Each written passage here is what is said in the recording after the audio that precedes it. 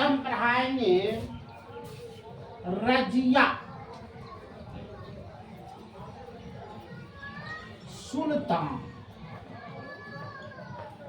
देखिए, इतिहास में प्रथम महिला शासक अगर पूछता है तो इसी का नाम आएगा रजिया सुल्तान।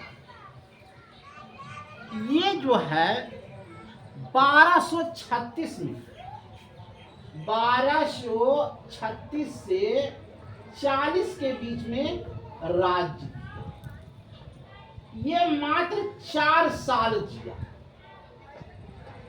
कारण इसके पीछे था, दिल्ली का राजा एक महिला हो जिससे आदमी को दिमाग में खटकता था।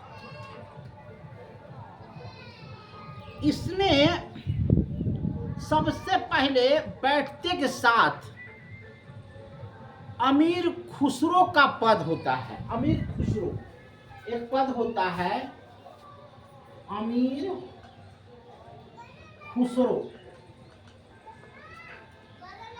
उसने याकृतिक मलिक को दे दिया। किसको दिया?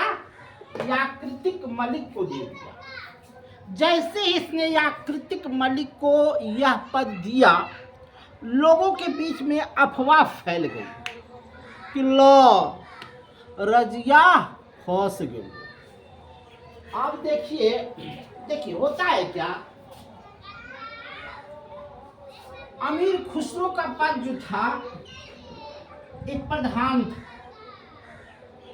और याकृतिक और मलिक जो था इतना तेज तराज आदमी था कि इसका पद देना रजिया को मालूम हो गया। अब रजिया से अफवाह फैल गया कि यह फंस गया। किससे भाई? तो याकृतिक और मलिक से फंस गया।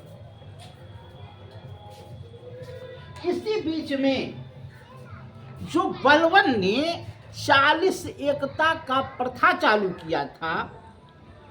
अब देखिए, ये पंजाब और हरियाणा का क्षेत्र है, वहां पर ही लोगों ने विद्रोह कर दिया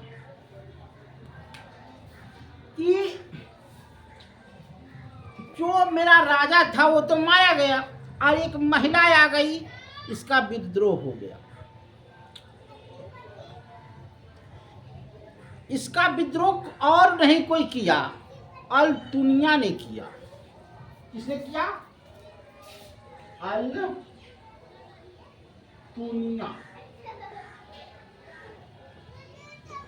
पंजाब का क्षेत्र था यह क्षेत्र, अल दुनिया ने क्या कर दिया? इसका विद्रोह कर दिया। अब इस विद्रोह को वो क्या करती थी? रजिया सुल्तान दबाना चाहती थी।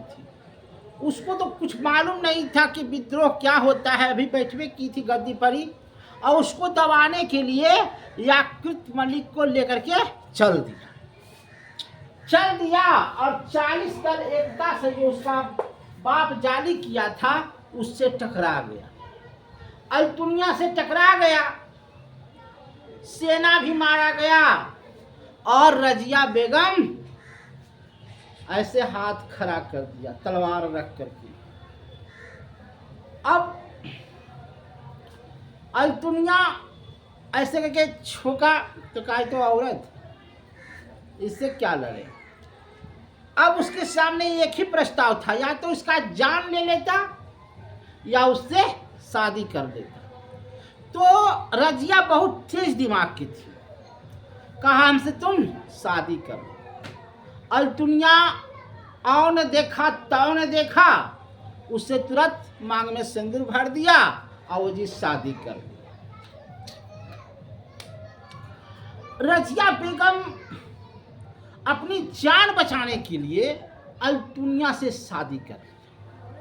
इस बात को आराम शाह भाई जो था ये बड़ा विचित्र लगा कि एक तो तुम गई थी विद्रोह रचानी, दुश्मन को मारने, अल दुनिया से लड़ने गई थी और उसके लड़ाई के बजाय तुम उससे शादी कर ली। ये अच्छा नहीं किया। अंततः शादी करके वह घर लौट रहा था दिल्ली। अब सोचा कि दिल्ली की राजा कौन बनेगा? अल्तुनिया। अब अल्तुनिया राजा बनेगा और आराम से उसका बेटा उसका गुलामी करेगा। ये बात उसके बेटे के दिमाग में खटक गई।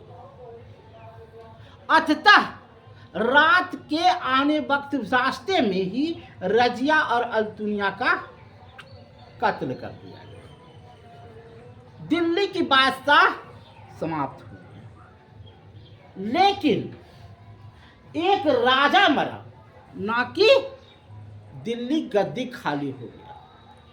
तुरंत उस पर बैठा गयासुद्दीन बलबन। कौन बैठा? गयासुद्दीन बलबन। गयासुद्दीन बलबन भी जो था एक गुलाम ही था। गयासुद्दीन बलबन भी कोई राजा नहीं था, एक गुलाम था।